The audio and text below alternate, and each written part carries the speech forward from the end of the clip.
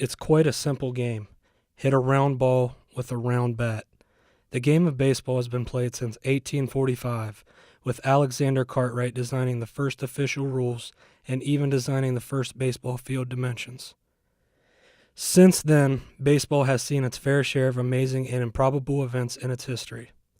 The debate for Knickerbocker rules versus Massachusetts rule, the founding 22 clubs of the National Association of Baseball Players, the 1919 World Series scandal that resulted in the banishment of 8 members of the White Sox, now referred to as the Black Sox. The catch, the curse of the Great Bambino, the Yankees dynasty, the bloody sock, and of course, the Indians blowing a 3-1 series lead to the Chicago Cubs in the 2016 World Series, ending their 108-year championship drought. Time and technology have advanced, so has the game.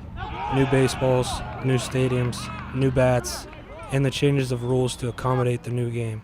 But just because things change does not mean everything does. The unwritten rules of baseball are always a topic of controversy, talking about a no-hitter while the game is still going on, stealing bases went up a lot of runs, don't step on the pitcher's mound unless you're the pitcher, or just a few to name. Breaking these unwritten rules causes a ton of tension and disagreement amongst the two teams. A very intriguing ending to the third inning for the Oakland A's. Jed Lowry appeared to get thrown at maybe a couple of times, and then after making an out, flying out, had some words with Jose Altuve. It looks like maybe they're calm words, and Altuve trying to let him know, hey, here's the reason. How'd you see it, Blummer? I think Lowry was upset. Obviously, Bo Porter's upset. And I think everybody around baseball who was watching this game would understand that bunting with a 7-run lead is a little ridiculous. Go ahead and swing the bat. But Bo Porter trying to fire up the troops. And I think Altuve was over there trying to explain to Jed Lowry. He said, hey, man, that's just something you do not do in baseball. You're beating up on us pretty good. And you're going to go out there and try and drag bunt to bump your own numbers, to boost your self-esteem by getting another hit and getting your average up. We see these scenarios more in recent years. One very noted altercation was the fight between Washington Nationals outfielder Bryce Harper and Giants pitcher Hunter Strickland. That ball is absolutely crushed! Santa Maria! The Nationals are on the board. Well, he almost hit it to the Capitol. This is what we're talking about, power against power. And at this time, Harper wins out. I mean, that is, I haven't seen a ball go in the upper deck, the third deck. Not even in BP. The 3-1. Harper hits it high and deep into the right field corner. If it's fair, it's long gone. That one is fair. Home run, and we are tied. And Bryce Harper's done it to Hunter Strickland again. Great patience. He worked the count to 3-1, and of course, power against power. We showed you it before. And that a man filled with a lot of emotion, and they have tied this game up. Whoa! History. And Bryce Harper wants a piece of Hunter Strickland. Here they go. Strickland lands a punch. Harper lands a punch.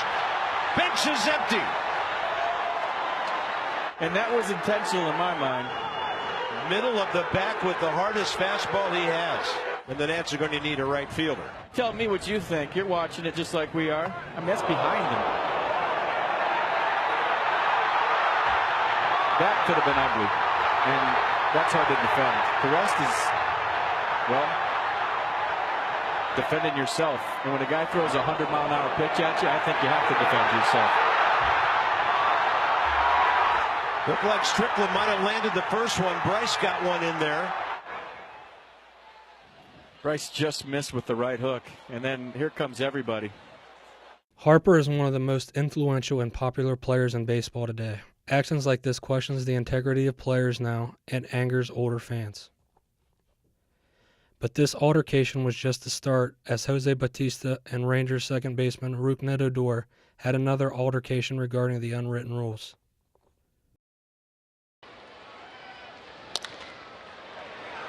Beltre ducks off a tough hop, and the throw is wide down the line, and there we got a 5-second. Bautista picked on the wrong guy as Odor came right at him, and we got the benches emptying now. There's some pent-up emotion going on out of Globe Life Park. Well, Bautista got the worst of that exchange.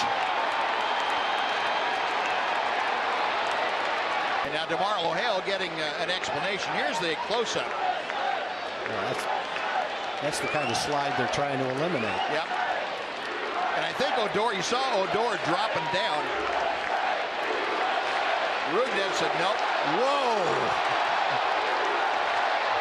I think Bautista got all he could handle with that.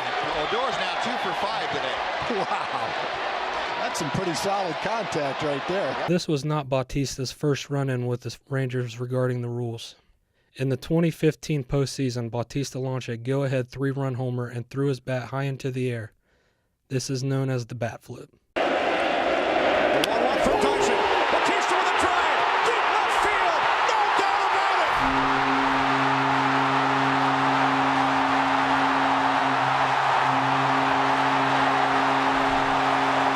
You can only flirt with fire for so long, and it's going to burn you. No doubt about it.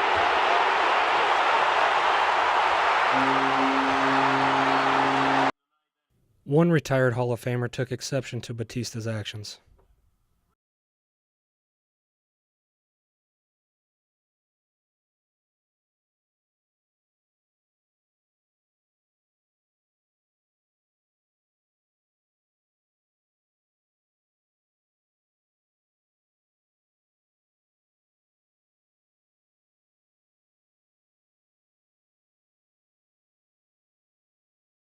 Do you stand by calling Jose Bautista a bleeping disgrace to the game and that he's embarrassing to all Latin players who ever played before him?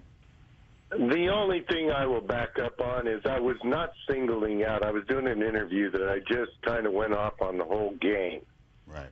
And part of it is the lack of respect for the opposition. I was taught as a young player, do not show up the enemy. I wouldn't even think about showing up somebody because it's going to come back and bite you in the butt too. You don't wake anybody up. And, you know, for Toronto to act like they acted last year, they didn't win anything. They hadn't won anything, and they still haven't won anything. So, you know, I singled out Bautista only because the thought of him flipping his bat and all the antics that were going on by the Jays, you know, it just seemed out of control and unnecessary. Control your emotions. Look at Pete Rose, the way he used to play the game. He used to slide as hard as anybody ever slid, but it wasn't dirty. He got up and dusted himself off and got ready for the next play. I don't know if Ray Fosse agreed with that. Why do these guys have to showboat? Why do they all have to showboat and show up the opposition? I never showed up a hitter. So Jose Bautista doesn't have character in the game because he flipped a bat? Like, is that what I'm hearing? Well, no. It's showing up the opposition.